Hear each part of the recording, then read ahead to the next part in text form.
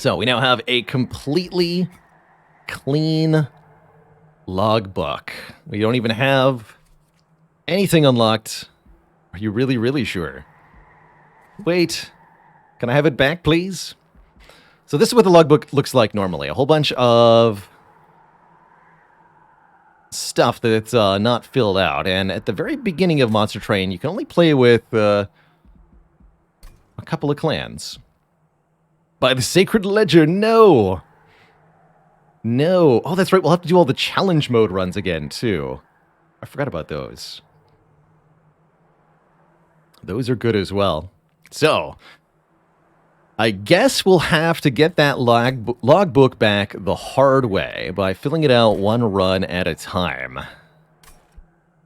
So, with that said, what, Twitch chat, is Monster Train? Welcome to my second favorite deck building roguelite, Monster Train. This is a similar genre to, but very different conceptually from Slay the Spire. Welcome to Hell. Your train is carrying precious cargo, the last remaining shard of the pyre needed to relight the fires in the depths of hell. Invaders from heaven, the winged will do anything to prevent you from completing your journey. You must make wise decisions and build up your band of monsters to have any hope of success. Good luck, Hellborn. So, in your first run of Monster Train, you don't get to choose your clans. That's only something that becomes available later. There's with the DLC now, 6 total clans in Monster Train. These clans are each like different characters. Each add a different subset of cards and monsters that you get to use for your run. Normally, at the start of a run, you get some starting nodes to collect here, but on the very first run of Monster Train, you won't have any of that. Your mechanics are a little bit simplified.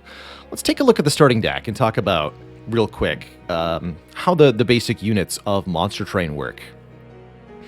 To start, we have a champion, the Hornbreaker Prince, as well as a bunch of Restorers and Torches. These are the starter cards of the Hellhorned and Awoken clans, respectively. You get 5 copies of each. And then 4 copies of the basic starter unit Train Steward. They're basic little 5/8 combatants. They're quite weak, but they're useful early on. Your starting deck is capable of dealing with the first combat and then not much besides. You'll have to add some more powerful units and get them upgraded quickly if you want to have any chance of surviving. That's right, we won't have the alternate champions available until we unlock them. So, generally speaking, the decisions in Monster Train are the cards that you pick after each combat. We'll talk more about combat in a second. But then after each combat, we'll get a card reward, and we can also choose left or right on a train path. The train has to take one of these 2 tracks, and which one you visit decides which nodes you'll get along the map. You can actually see the whole progression all the way through the 9 circles of hell to the very end here with Seraph. You can take a look at all the different choices you'll be offered, but there's not a whole lot of reason to look too far ahead.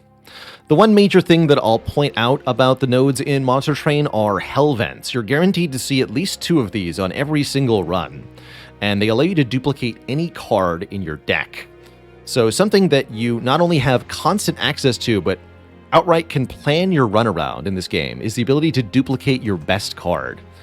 So a lot of successful strategies in this game involve making one really powerful card and then creating more copies of it.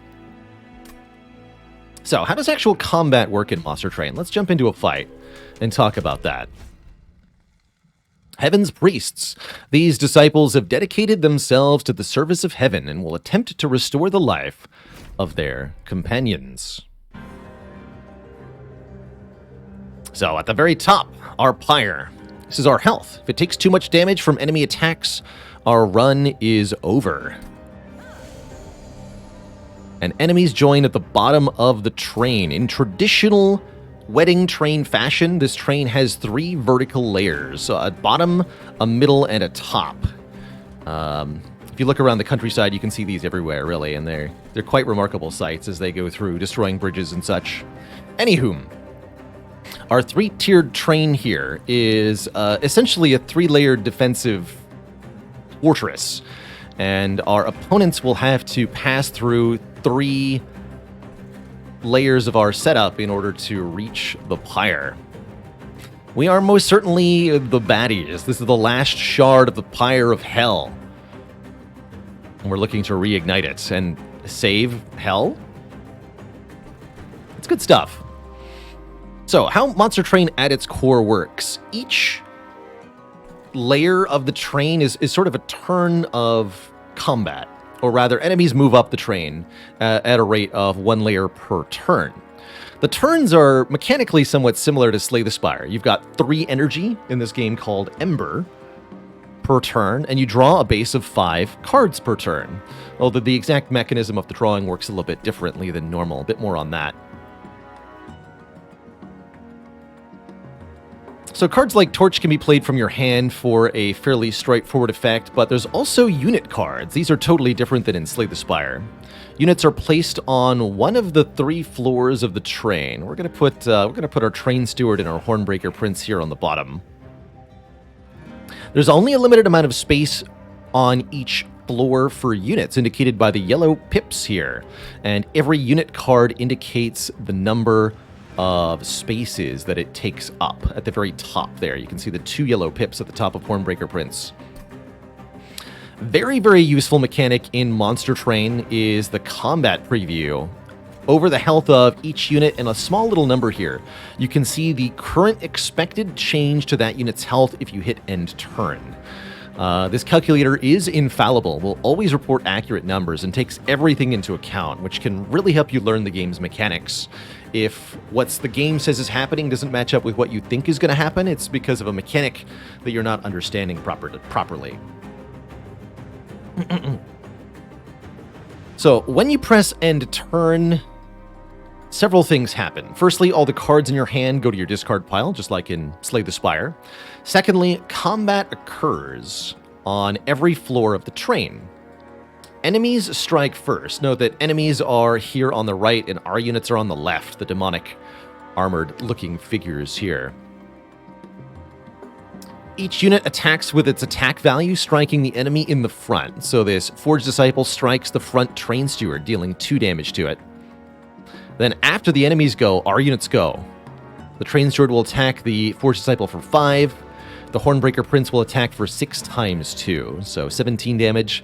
And then at the end, this priest will heal 5, so the Forged Disciple won't take as much. But we can kill the Forged Disciple with a torch.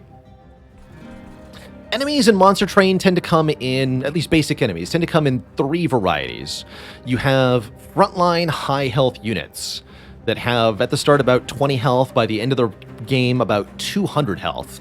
These are units that you're expected to kill with your own units. They don't do very much damage, but they have a lot of health, and they'll deal a lot of damage to your pyre if they reach it. There's also low health, high damage backline units, usually located behind these frontliners. We don't see any here, but there's some crossbow guys that would deal 5 and have 1 health. By the end of the game, they have about 10 health, so their health tends to stay in the single digits. These are easier to kill with spells than they are to kill with your units.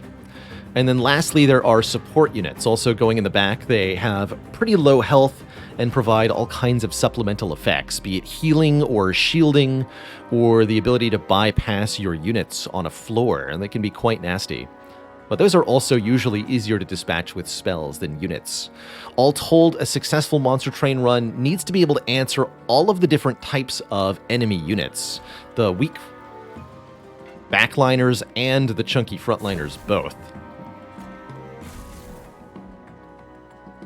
Any surviving units at the end of the turn advance to the next floor. Let's slow down the combat a little bit so people can see exactly what's happening.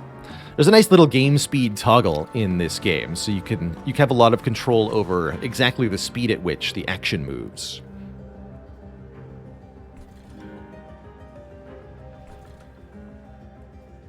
Alright, we want to make sure this enemy dies before it gets to the shard of the pyre. The pyre itself has combat stats, but note that because enemies strike first, any enemy that reaches the pyre, generally speaking, is going to hurt you. So I think we should put a train steward here on the middle floor. Catch this enemy for 5. We can finish them off with torch, and then I guess torch this backliner too. That way you're dead. We don't have enough energy to play these heals, but that's fine. So this should be a little bit easier to follow for new. We won't leave it on this speed for the whole run, but we'll put it on slow for the first combat and keep it kind of slow for this run.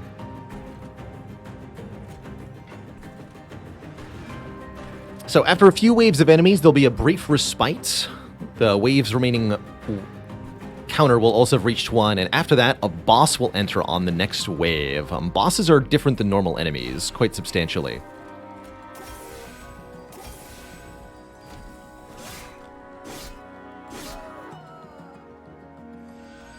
Bosses have much higher combat stats, usually way more health, and do a bit more damage.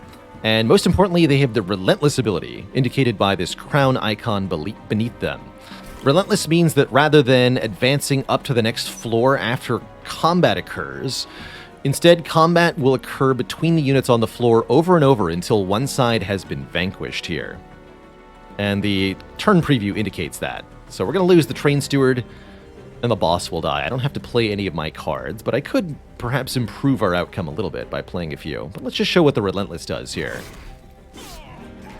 Everybody takes their turn, and then a new turn starts. The boss gets another attack. So on and so forth, until one side is vanquished.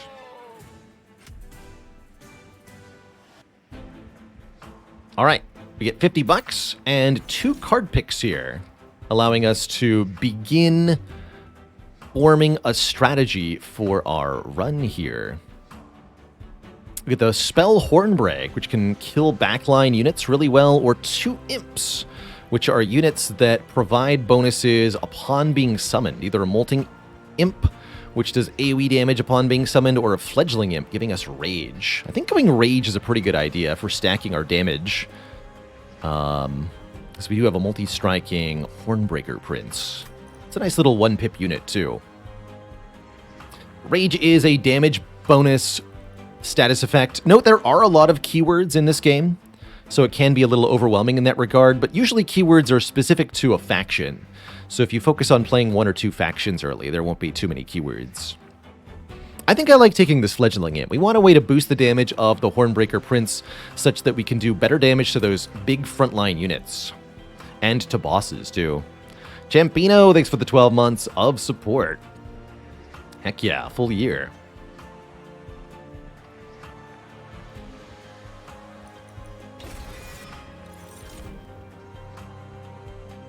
And then Vine Grafts, which can move a unit to the front. This can be quite useful for picking off annoying backline enemies. Can also use it to reposition our own units. Wildwood Sap applies regeneration. Or Restoration Detonation restores health. Take the Vine Grasp. That's cool, that's cool. Alright, so now we get our first important choice. A Merchant of Steel or a Merchant of Magic. At Merchants, you can purchase upgrades for your cards. In Monster Train, unlike in Slay the Spire, upgrades work a little bit differently. Each card has 2 upgrade slots, currently not visible, but we can see them at the shop, into which upgrade stones are slotted, and those stones have effects that are specific to them. Looks like we don't get a Merchant of Steel for a while, so I'm going to go for the Merchant of Steel. Getting an upgraded unit is really, really important early on. So let's see what's here available. Immortal Stone can make a unit endless. Endless on an Imp unit can be particularly good. Can also improve the base stats with a Battle Stone or a Heartstone. Before we spend any money on these, let's see what the banner unit contains. Ah, an Animus of Will. Ooh, I like that. Animus of Will plus Hornbreaker Prince plus Endless Imp. Sounds kind of good, actually. Will we be able to keep our units alive? I have no idea. Awoken Hollow can be decent, too. This unit gets buffs the stats of the weakest unit every time you heal it.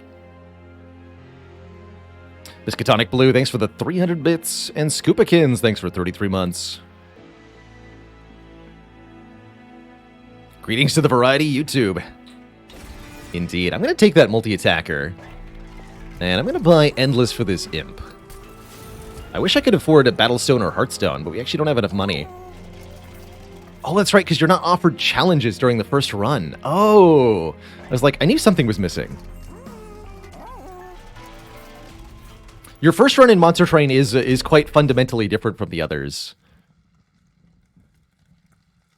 So there's a few mechanics that aren't going to be shown here, but I think for this tutorial style run, that's actually going to be a good thing.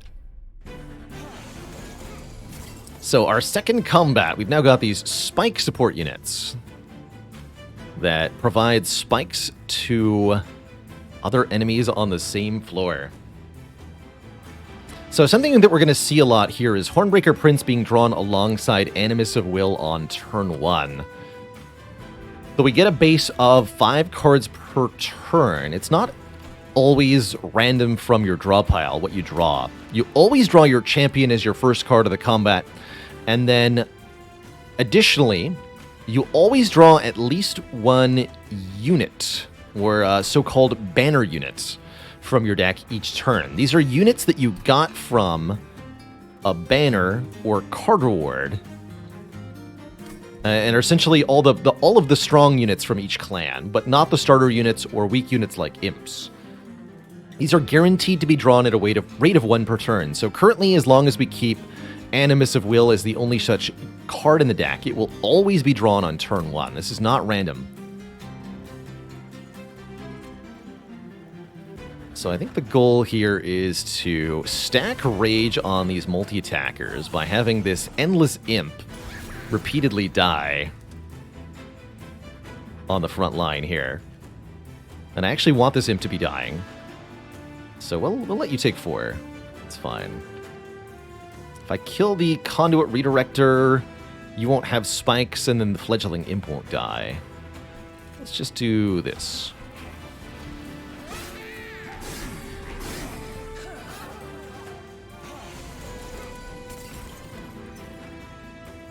So as long as the Imp is killed, we can resummon it, and that's going to let us stack more of this Rage Status effect, which is good stuff.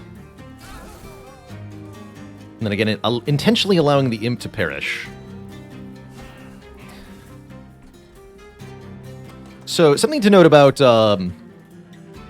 unit cards here is that when you play a unit card onto the field, it's removed from play, so it's essentially exhausted. And that means you won't be drawing it again. This can make playing your units the first time you see them quite important. Additionally, units that die go to the exhaust pile, unless they have the Endless property like this Imp does. Note that we can even place the Imp in front and then intentionally kill it with our Torch spell to get the Imp back next turn again with the Endless property, and keep stacking Rage.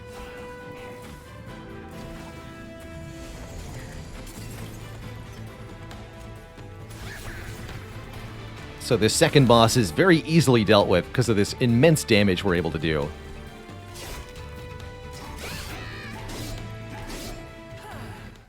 By stacking Rage. GG, nerd. Optimal camera spot is on the left. Interesting. I'll have to think about that. Re-armor. Fortify is kind of a weak armor spell, but it can be useful. Armor 5 is just not that much worth it for one draw. Imps that deal damage could be nice. The Molting Imp.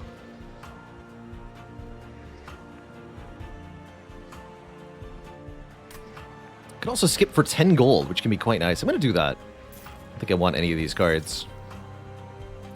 Glimmer can be a very good card to boost.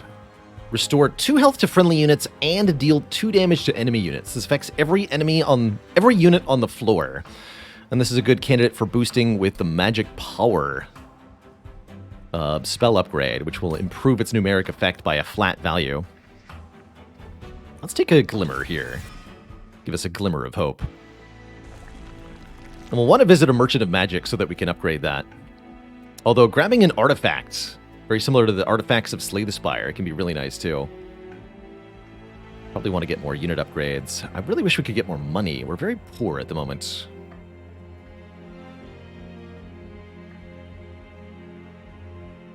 Card removals are very good.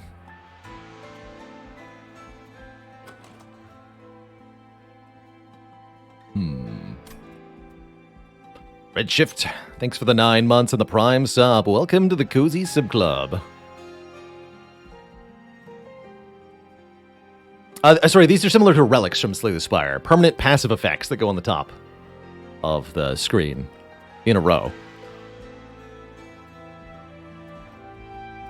So, going to Merchant of Magic would allow me to purchase an upgrade for Glimmer, maybe one of our other spells. Getting an artifact could be a very useful passive effect of some kind. We also get our first Concealed Caverns, similar to the events of Slay the Spire. Problem is the lack of money for that Merchant of Steel next floor. I don't think I can justifiably go to a Merchant of Magic right now. Which means we won't be getting this Glimmer upgraded for a long time. That's questionable at best. But I'm here to make questionable choices. Let's do it. Take the artifacts. You get to choose one of 2 from these. Oh, and we got some really good ones. Split Anvil. When you play a spell, spells in hand that cost less than the spell you played become free. That can be very, very useful, especially for the Hellhorned, who've got a lot of 3-cost spells. Or, Emblem of the Exiles. At the start of turn, each friendly unit... the front friendly unit on each floor gets 5 additional health. And we got some pretty weak units, so I like that quite a lot. Maybe a little odd with the Fledgling Imp, but regardless, going to allow us to tank a lot better and stack the Rage. I quite like that. What's this Hellhorn unit? The Branded Warrior. On killing an enemy, applies Rage to friendly units, or the Horned Warrior has multi-strike. I don't necessarily need another unit. It might be good to have something that's on a different floor. Just 2 different multi-strikers in general could be good. I'm thinking the Branded Warrior might be especially nice.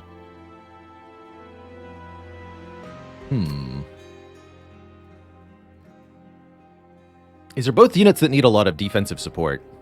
Let's try out the Horned Warrior. And what's our event?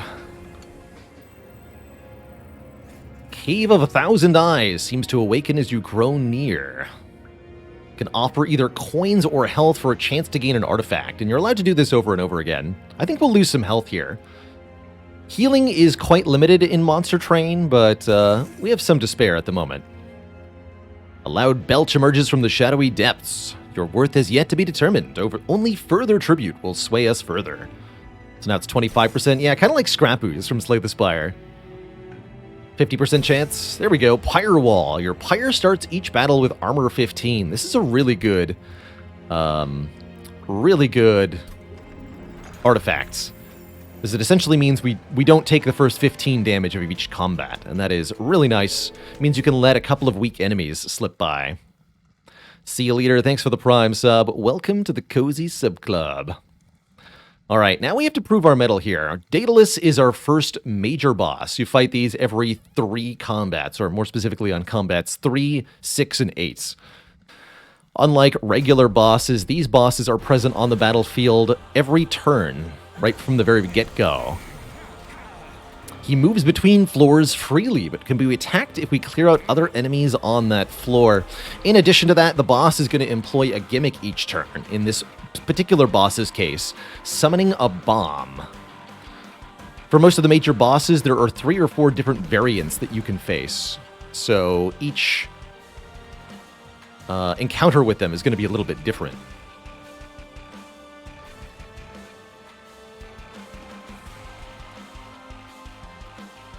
I think we want to set up in the middle here.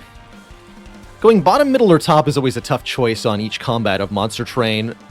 Often going at the top can be better because it means your setup of creatures has more time to prepare for the earlier waves of enemies, and you have more rounds you can soften them with spells. But it also means that if anything gets past your battle line, it's going to immediately go to the last shard of the pyre.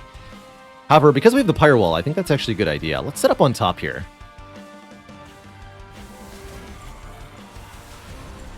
And let's pick off these 1 health enemies with Glimmer. And then I guess we'll weaken you, although it might be better just to do 2 damage to the boss.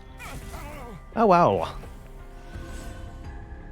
So that Emblem of the Exile is going to be helping a lot here. Stacking health on our commander. Another useless bomb. Good. Let's do Train Steward, Horn Warrior in the middle, so these two can start softening up enemies before they go up to the next tier of the wedding cake. And I think I'll play this Train Steward on the bottom. It's going to get killed immediately by these enemies, but that means we won't be drawing it again, and that's a good thing.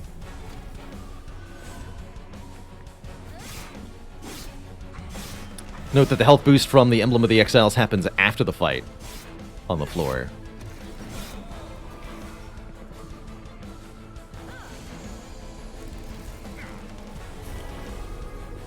Alright, here's our Imp. Imp can actually absorb the hit from the bomb while also boosting the rage of these two, meaning we'll do more to the boss. That's perfect. That's what you want to see. You die, please.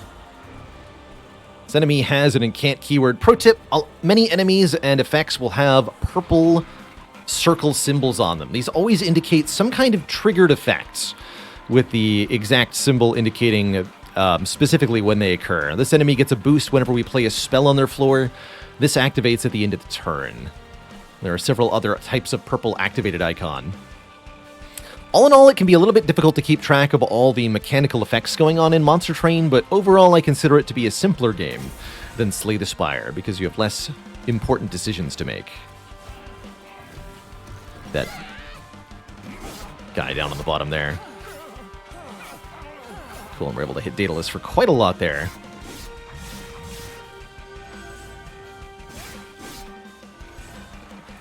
Nobody's getting anywhere near the top. The way Monster Train feels a little bit like Tower Defense meets Deck Builder. It's quite nice.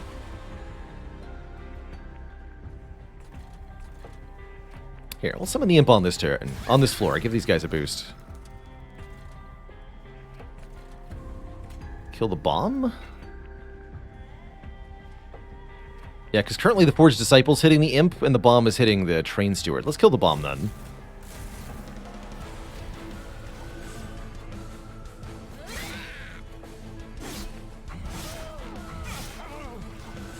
Note that it is possible to kill the boss before it actually enters combat properly, like it normally would when the waves expire.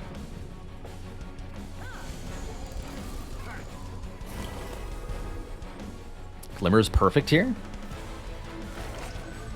Wipe out these fools.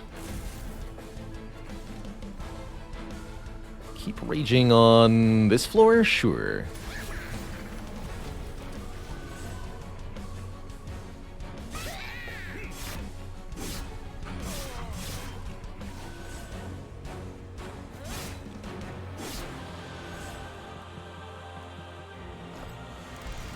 Alright, so now Daedalus gains the Relentless property. He'll fight like a normal boss from here on out. I think he'll die to our second floor, not even going to get to the top. What a stinker.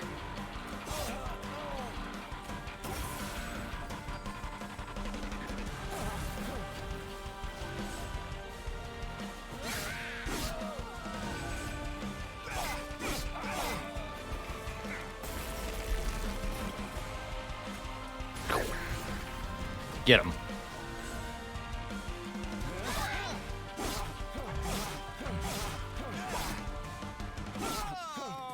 Steward bops the boss. GG. You also get a score bonus for killing the boss earlier. That's what boss rush here means. So after beating a major boss, you get lots of money, a rare card pack,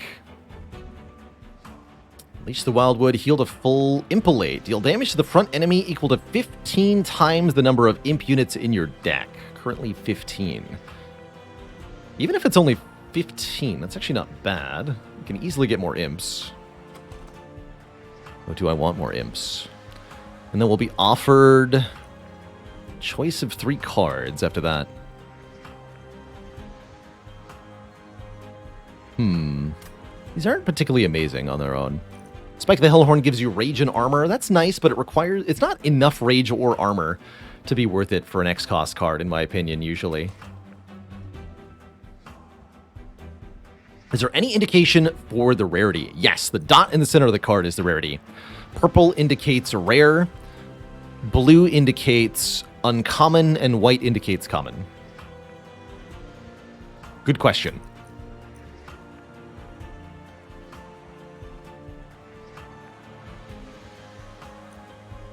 I guess I'll try out Impalate here, but I don't actually think it's going to be very good.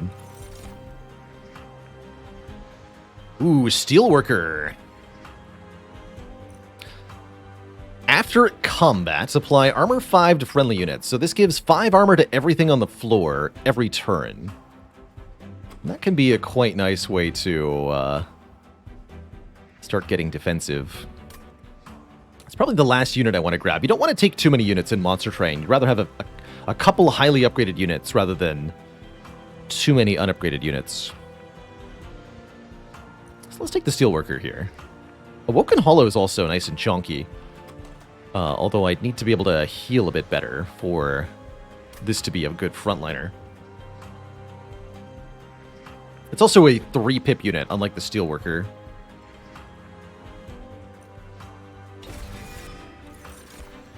So, after beating a major boss, you get to choose one of these 3. Fellow's Remorse, Herzl's Compound, or Light of Seraph. Kind of equivalent to the boss relics of Slay the Spire.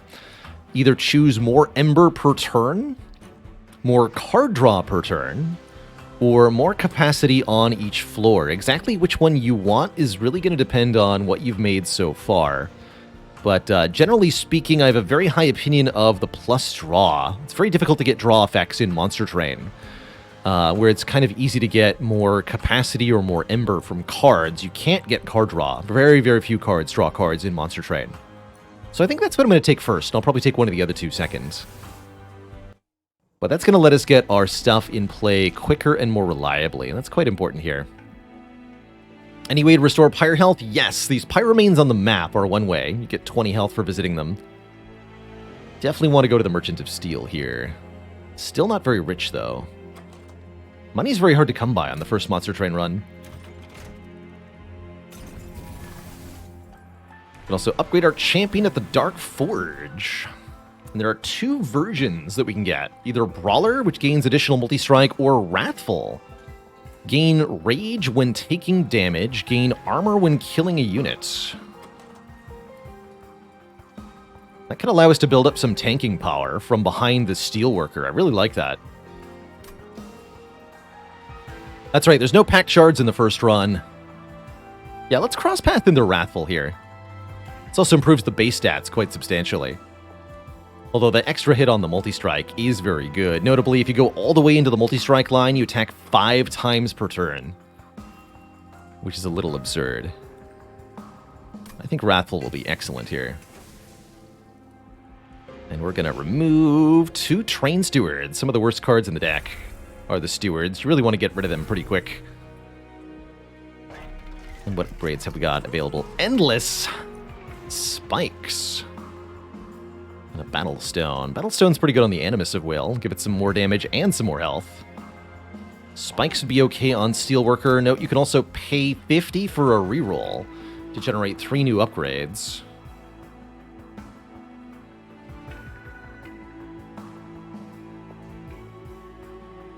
Money is so hard to come by on this run.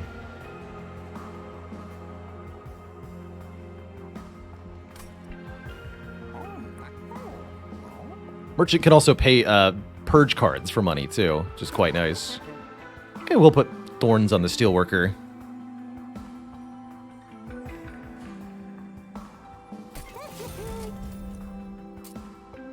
Give it a bit more health.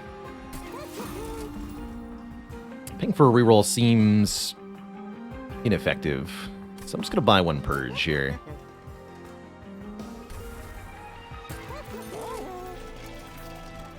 Hopefully we can put some cash together. Gary Spaceman, thanks for 2 months. Oh, now trials are available. So, undergo trials for greater risk and reward. If you activate a trial, you will face an additional challenge during the battle. In this case, enemy units appear on each floor at the start, but will also gain more money. Mark of Invasion is one of the easier ones to handle. Whether the trial is worth it entirely depends on which enemies you're facing and how your deck is. Some trials, especially on the higher Covenant levels, can be very, very, very difficult to handle. But this one should be easy, and the 150 gold we get will help a lot. So we're going to take the fight with the extra challenge for sure. This is our first encounter with curse enemies. These absolvers are real problematic. So these are the bonus enemies. And here's an absolver. After combat, adds a Weight of Contrition card to the top of the draw pile. These are cards that you have to either play or take damage, which can be really annoying. Oh, but spikes can deal with them. In combats where there are absolvers, you're pretty incentivized to set up on the bottom. These sycophants come in a horde and kind of buff each other when they die. Best way to kill them all is at the same time. And actually, because we have 15 pyre armor, we can just let all 7 of these units go past us and focus on the bottom here, which is what I'm going to do.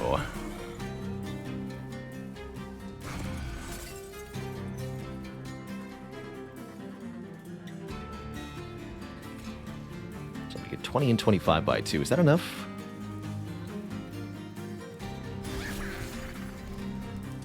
No.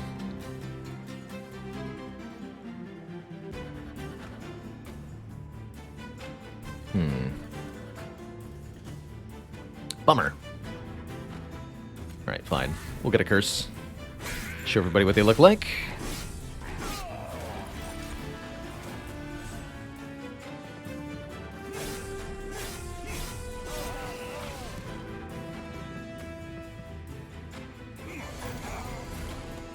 Oh yeah, and collectors. We haven't seen these prior either. Collectors are enemies that appear on the second turn. I was wondering why we paid no money. These appear on the second turn of each non-major boss combat. And they're kind of like a little treasure goblin. You have one turn to kill them, and if you can kill them, you get bonus money.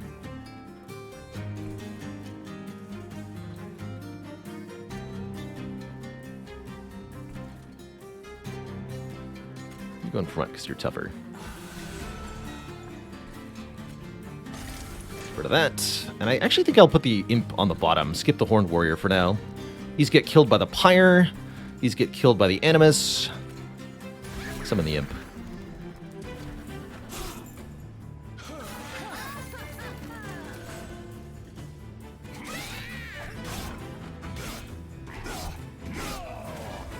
And yes, the pyre attacks with AoE. It's quite powerful, actually.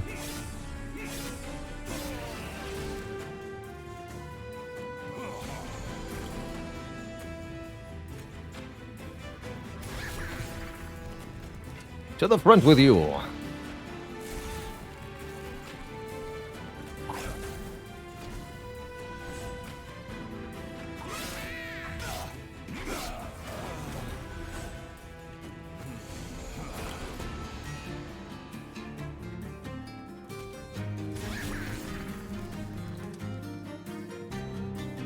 Breaker Prince is gaining a ton of armor. Good for him.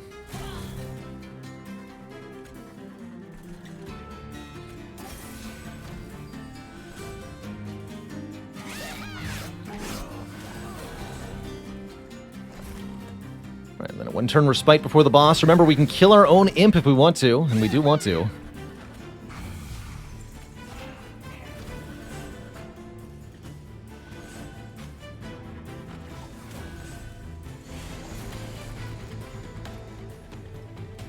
Alright, looks like everything dies. Notably, these absolvers are actually dying to the spikes on the steelworker. Actually, really glad we made that upgrade happen. So they'll die even faster if I do it like this, right? Behold our power.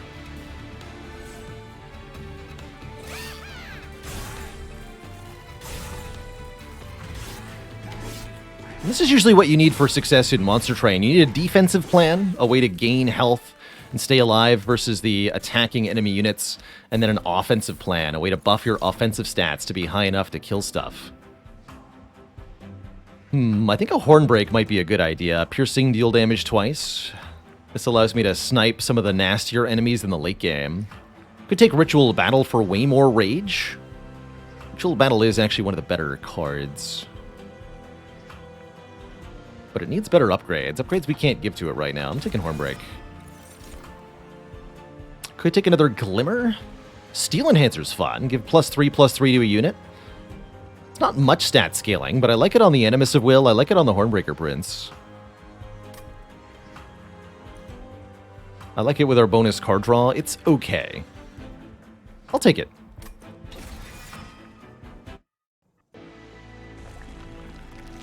And I would like to go to the Unstable Vortex, get 2 cards removed, and get 75 more gold here. We'll also be able to look at a few trinkets and maybe purchase one.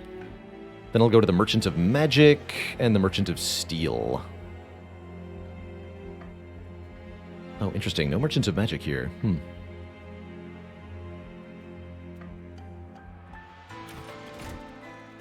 So we'll get rid of the last Train Steward, and I think I want to start removing these torches, especially now that we have better offensive cards like Hornbreak. The Restores are pretty bad, too. Let's actually lose a Restore first. Getting card removes is very important now. So, are any of these worth buying? Enemy units get -1 damage. Apply daze to enemy units when they enter the Pyre Room. No, those are all pretty weak, actually. These aren't very good relics. Artifacts, excuse me. Wing and Indulgence could be quite nice. Just making, in particular, Seraph hit for a little bit less is definitely valuable. So this is okay. It's nothing special. And we'll see another... Oh no, there's not a guaranteed Merchant of Trinkets later. I still think we'll do better at the other merchants.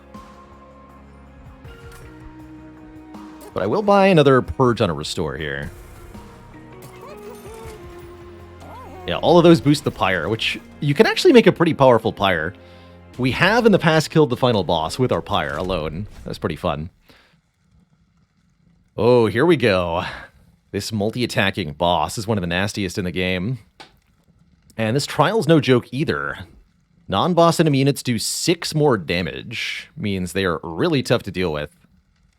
And we have to have a good defensive plan or we'll get overwhelmed. All for 150 gold, it might not be worth it. Is it ever worth creating the extra shop removals? You can remove as many times as you want at shops. So, usually not.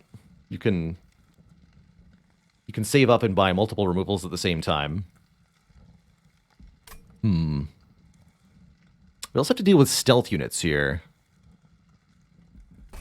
Alright, I'll do it. We'll want to set up on the top for sure here, because these stealth units can't be attacked during the first round of combat. That's tricky.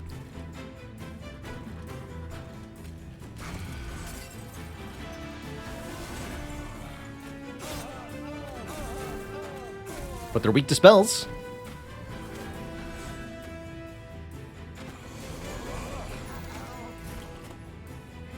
That's a lot nastier, though.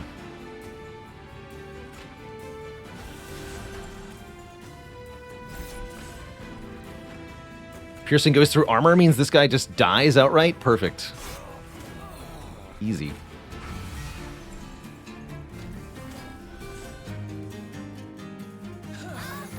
Alright, now the money's flowing.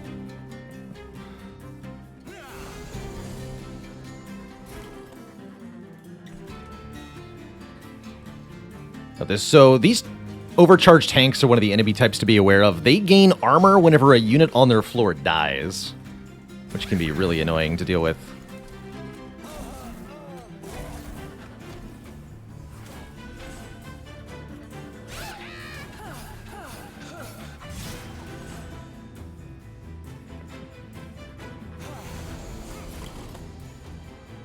Keep boosting.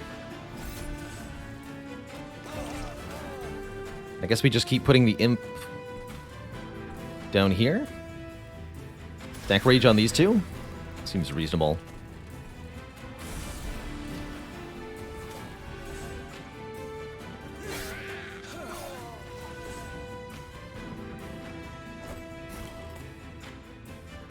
Otherwise, the imp will not die in time.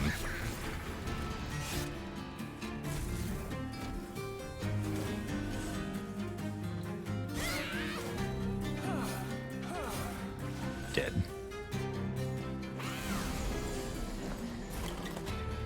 Alright. Snipe these two. Kill the imp.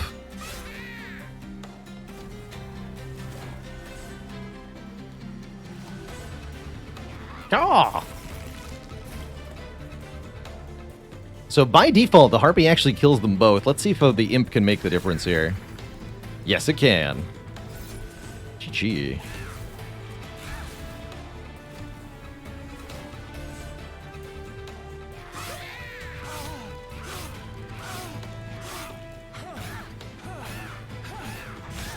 Let me be free.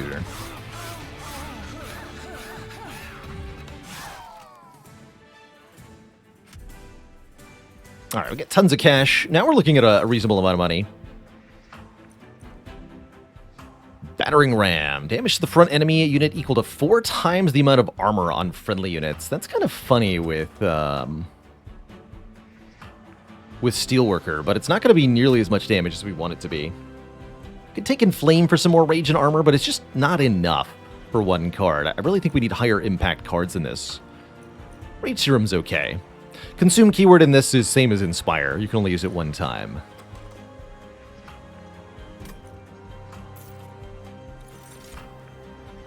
Now, Invigorating Solution's a card I like a lot. Draw 3 more cards next turn. Restoring Retreat could be interesting too. Restore health to a unit and descend it. Descend, the keywords ascend and descend can be used to transition your units between floors, and that can allow you to stack more units on a floor than would normally be allowed, which is quite strong.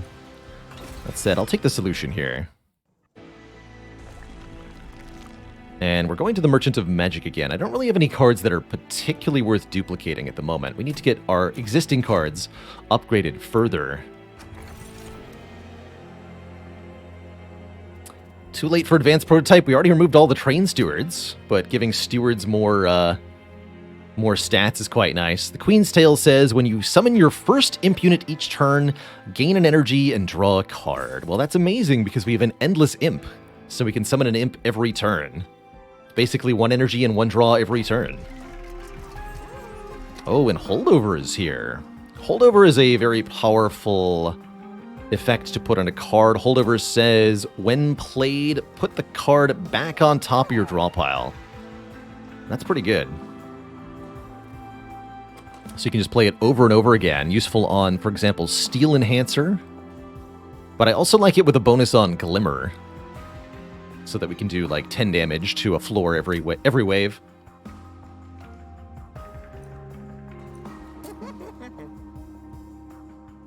Let's put Consume on one of these torches.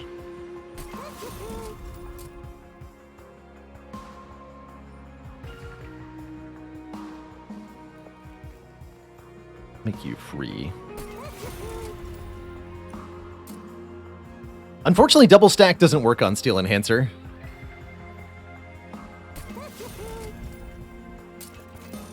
Okay, 10 magic power. That's what I wanted. But yeah, you cannot double stack Steel Enhancer,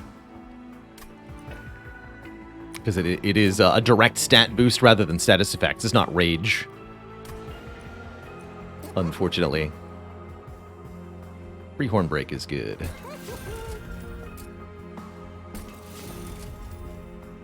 Still have 395. We don't have anything good to double stack, right? No. Double stack can be very, very useful, doubling the magnitude of a spell effect, but we don't need it here.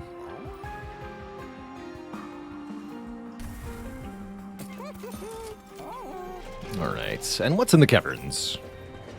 I should have looked at the caverns before I bought stuff from the merchant, but that's alright. Hellborn, how fortunate am I that our travels have finally crossed paths. I'm recording the events of Armageddon for posterity. Possibly futile, I know, but I shall make a fortune if you do somehow succeed. Would you characterize yourself as honest, aggressive, or stealthy? For honest, we get a one-time gold gain card. For aggressive, our Pyre does more damage based on our money. Or if we're stealthy, we get the Petty Theft spell. This is good in the early game. We're a bit late for this. Honest is fine. Don't think we need aggressive for this run. I'm honest. Interesting indeed, and quite uncharacteristic of Hellborn, though by no means unwelcome. Perhaps those good intentions will carry us past these dark times. Here's something for your assistance. Best of luck to you in the battles ahead. Alright, Fel's going to be our second major boss. This is the Absolver version of Fel, which is going to be extra nasty. We have to deal with lots of curses heading our way during this battle. That's going to be tough, but good luck to us. Fel has some of the best music, in my opinion. Clipped Absolvers guard Fel to weigh you down with guilt before the warrior can make her killing blow. Remove these weights to thwart their assault. Fel and her allies will add Scourge cards to our hands. Boy, will they ever. Fel is always your second major boss.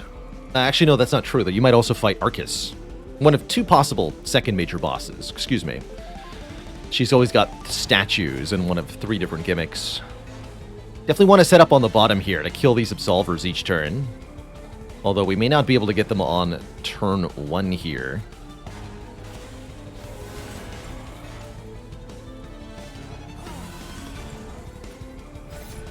Not quite. So if we don't pay 2 energy for this card, we take 5 damage and we'll draw the card again. How rude. Failing to kill this Absolver means that we get another curse, but it's not as bad as this curse, at least. And we at least get rid of this statue, meaning we'll be more easily able to kill other units in the future.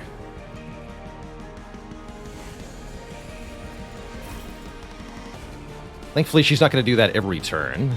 Otherwise, this would be pretty insufferable. Get rid of that one with Glimmer. Play the Weight of Contrition. And I think I'll put the Steelworker on his own in the middle floor. Seems like he's doing okay.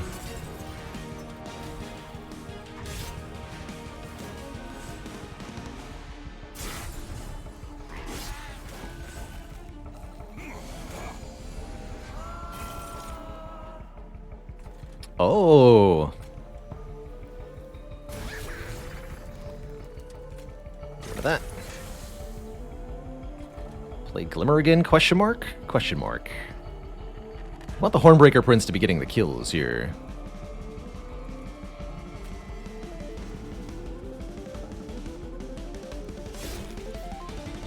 Do that. And get rid of this card.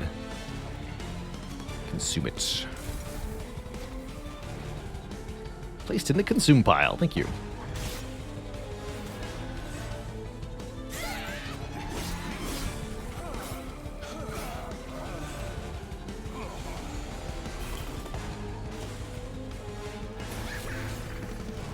Play that. These are free now. That's good.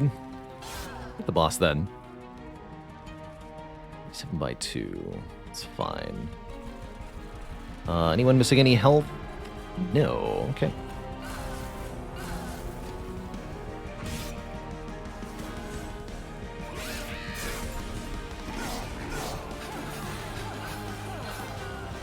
A little bit of damage on the boss is always good.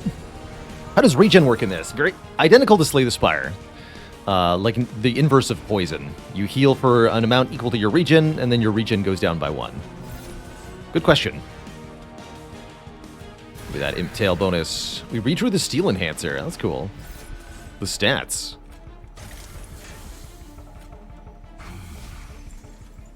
Alright, everybody important is in play. Good.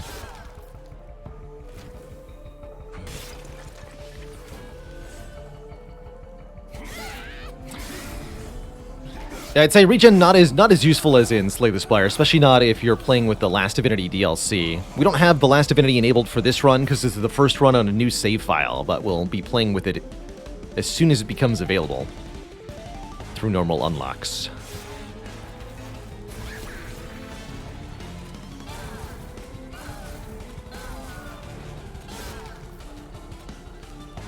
So regen 1 says restore 1 health at the end of your turn and then lose it.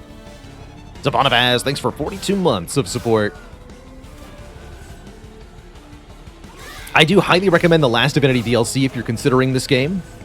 Makes the game a lot more complete, gives you a lot more decision options, and just in general makes it way more fun, if you ask me.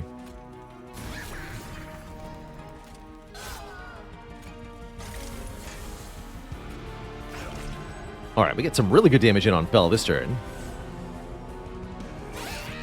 Actually should have just played the Gift of Gratitude there.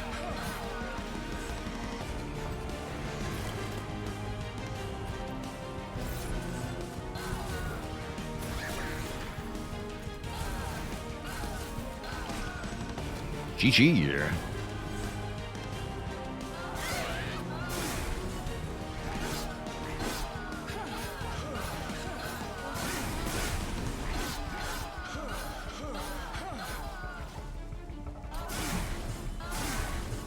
Like that pro tip there. Speed up combat with the speed up button. Yes, I highly recommend the DLC. Ooh, double the amount of armor a unit has. That can be very useful on our prints, especially. Cycle of Life is also interesting. Apply 10 additional max health and spikes 3. Note that this does not consume, so you're allowed to stack spikes permanently multiple times. Something to note, though, our final boss is a version of Seraph that is going to remove buffs from our units, so I don't think we want to take spikes, because those are going to get purged by our boss. So now that we have consumed, more energy seems reasonable. I'm also very happy to take extra card draw, base 7 draw per turn here. I think with the units that we have, we don't want additional capacity on each floor. So it's either Remorse or Compound. Let's see, what is the path I'm taking? Merchant of Steel, Merchant of Steel? Yes. Yes, and that's going to be another 4 card removes, too. So we're going to lose basically all the basic stuff. Okay. What am I going to be left playing?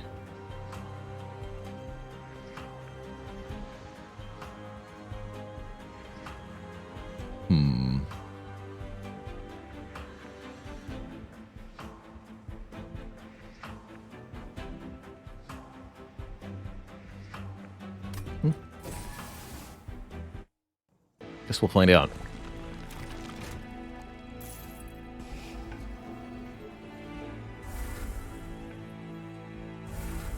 Just like in Slay the Spire, getting rid of your starter cards is highly advised. Alright, we choose to advance on one of the 2 paths of our champion here. Either Wrathful, gaining more armor per kill and more rage per hit, as well as scaling our base stats further, or Brawler, giving us more starting armor and a 3rd hit per round. I think I want that 3rd hit. 15 armor to start is also quite nice. And let's get some unit upgrades. Multi-strike means our unit can attack an additional time. I like ×4 attack on the enemies.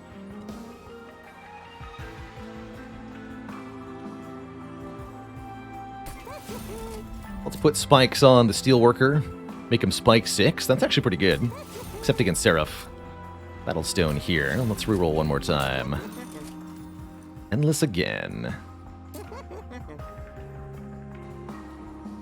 10 more damage on Horned Warrior, or do we want the health? Health seems like it might be more broadly useful. I'm going to leave the Strength Stone as it is. I guess that means I don't need to go to another Merchant of Steel, huh? We got all the upgrades we wanted. Which means we could go for a dupe. Noted. There's no merchant there, right? So if I go this way, I have no way to spend any of this money, which means I would want to remove now. But then I'm not getting much removed. Tough choice. Once you have 2 upgrades, you cannot swap them out. Slots are full, and you cannot make any more choices, so you have to really commit. It is possible to get more than 2 upgrades on a card, but you have to do some special ways to make it happen.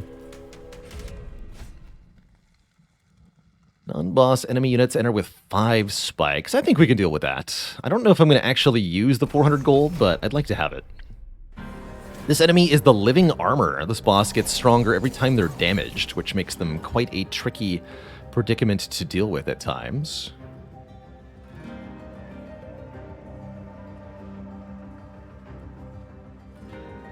Yeah, the spikes are going to make these gilded wings in particular really nasty.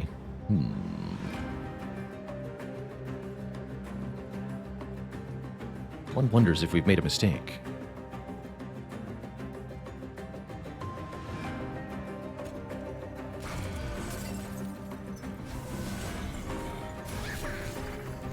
Oh good, holdover glimmers here.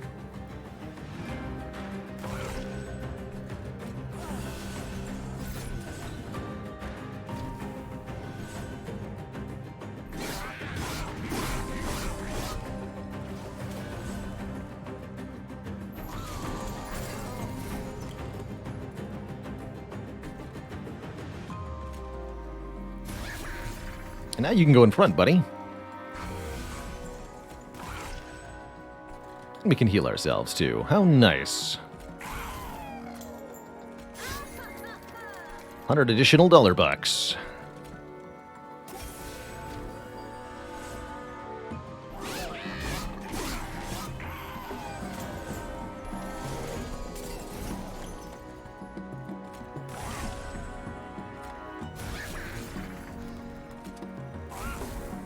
Nice.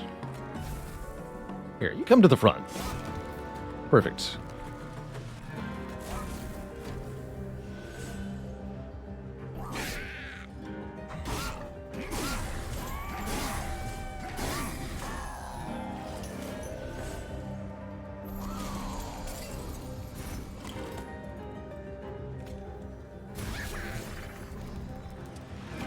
Does anyone have a reasonable amount of armor to double? I could double the 20 on the Hornbreaker Prince. You just wait a little bit and do better than that. Let's gain 120 bucks. This is our last chance to do it anyway.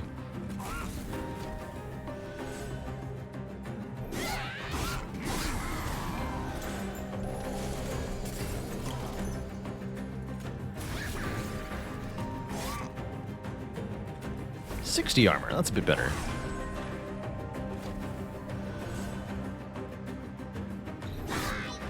Note how the Endless Imp is also serving as a huge damage mitigation for us, because it's often absorbing the first enemy hit each round. That's quite nice. And a reminder that you're allowed to kill your own imps. For fun.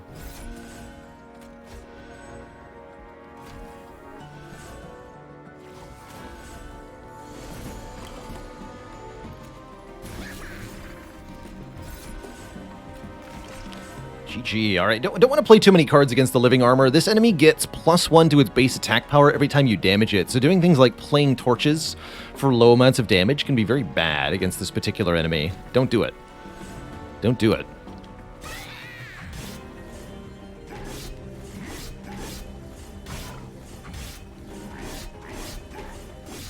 That's some good damage output. Hornbreaker Prince is doing a very good job here. Once again, we're offered Battering Ram. It looks a lot better now than it did before, but I still don't think it's that useful. Because it's hard to get armor in the first place. Could take another Invigorating Solution, or once again, Spikes of Life is a little tempting, just for the 10 health. Take another Solution. We have so much money, it's very tempting to go to a merchant, just so we can afford removals here. I could remove both torches and the remaining restore. I could even get rid of something else if I wanted to here. Like Vine Grasp, although I like Vine Grasp to kill... I could get rid of Impolate, which is not that good. Yeah, I'd say Impolate's not very good. Although it's a fine card to keep in the deck and just get a early mastery on. Oh, that's right. We don't even benefit much from mastery because we're not doing a divine run anyhow. So heck it. We'll have to remaster that card anyway. So let's just buy some purges then at this final store. The goal is remove all the unwanted stuff.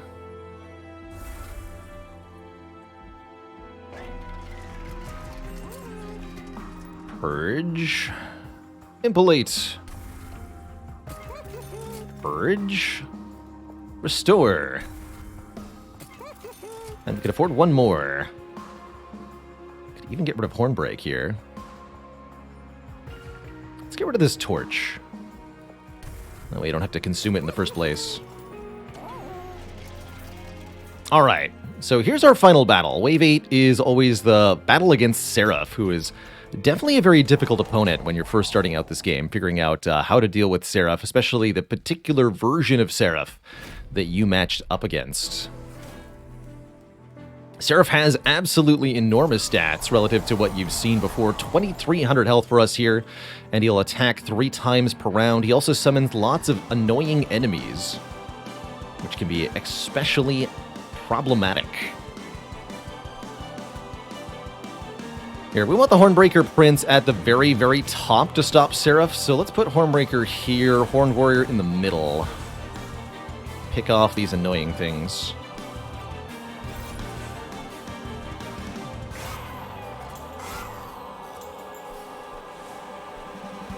Definitely too early to reinforce here.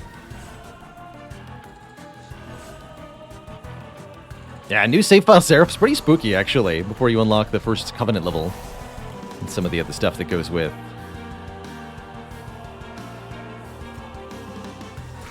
Alright, Steelworker, show them how it's done. Note that Seraph will be repeatedly purging our buffs, which is going to be extra annoying.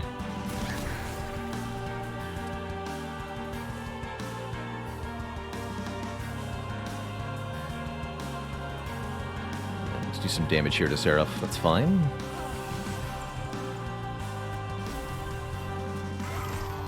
Kill those two.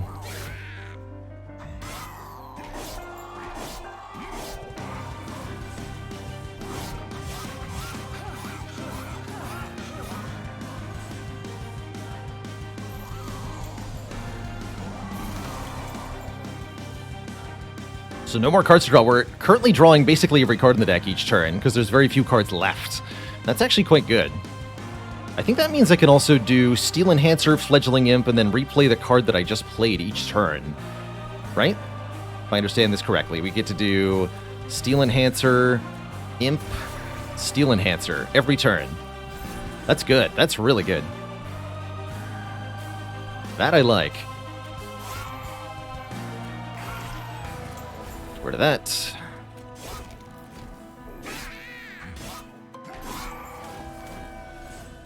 That's right, buffs are anything that's green. That's what Seraph is going to remove from us, is any green icon. Armor is not a buff in Monster Train. But the game does make it quite clear. Buffs are green, debuffs are red, and yellow is neither a buff nor a debuff, according to Monster Train.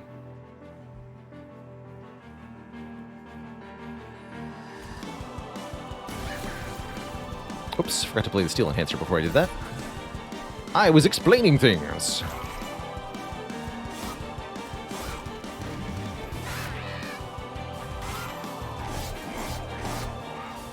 This is already going really well.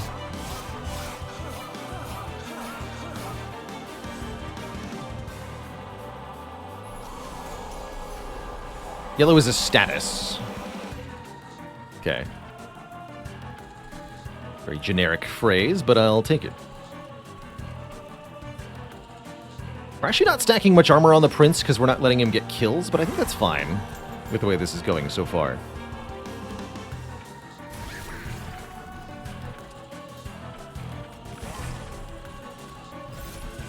Also not replaying my Steel Enhancer for some reason because I can't remember to do it currently. Oh, there's a sleigh. Good. Should be able to slay this thing, too.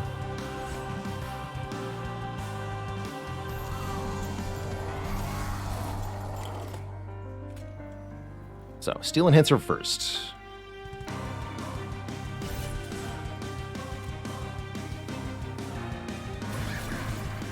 Perfect. Steel Enhancer. Alright, there we go. That's correct.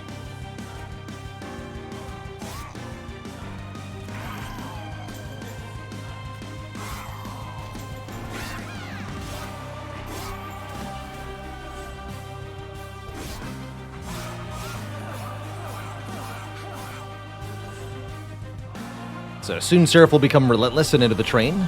It'll be next wave.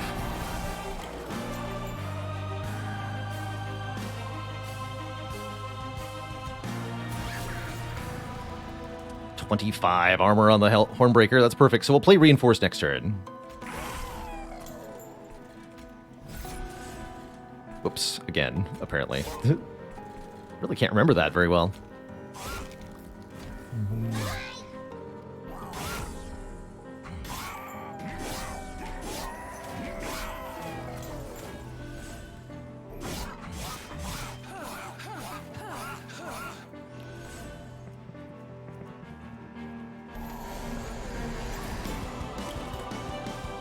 All right, correctly. All right, here we can double the 95 armor that he's got. Make it up to 190. That seems pretty good.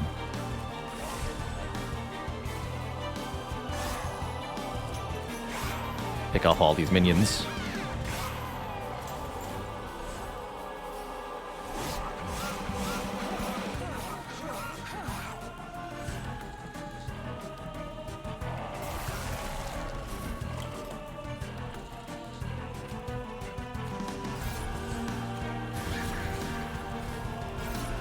Seraph's not going to have much of a chance against this. Yeah, he does 30 damage per turn, 2,000 health. We do 300 damage per turn, 200 health. That'll be plenty. Plenty.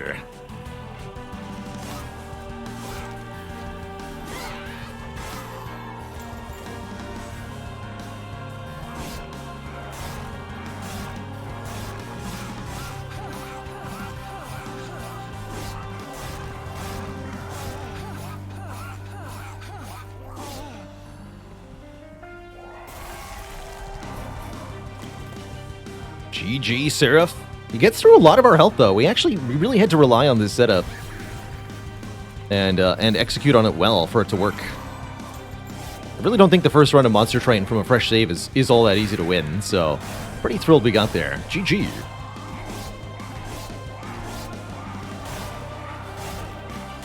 Speed that up a bit, hey?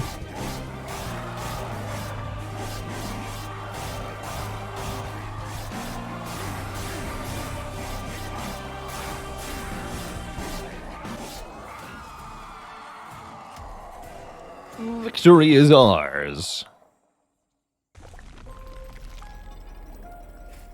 It's Chili Chili. Thanks for 5 gifted subs. I hope you'll enjoy this sort of introductory Monster Train run.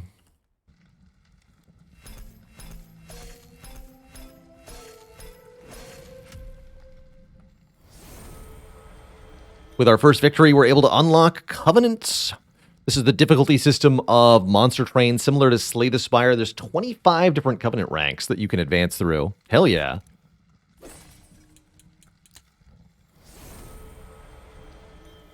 And we unlock new cards as we level up our clan, too. Now, March of Shields. Apply armor 10 to a unit, move it to the front. A new artifact. Summon abilities apply twice. Very, very strong. And some other good cards. Impressive. And the Unbroken Horn, the Ice Cream.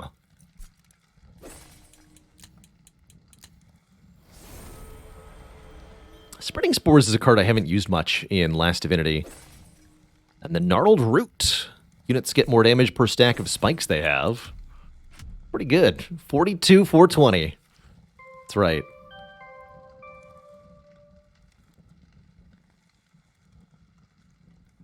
So the unlocks for the Stygian are Spells Played, Umbra is units summoned, Melting Remnant is enemies killed, and Wormkin is Reach Covenant level 2. I actually didn't realize that was the unlock requirement. So just win one more run and we unlock. So we should be able to unlock both Stygian and Wormkin with our next run, but we have to play Awoken Hellhorn again. This time we can make Awoken the primary and Hellhorn the secondary, so we'll show that too. Such music to your ears, isn't it right?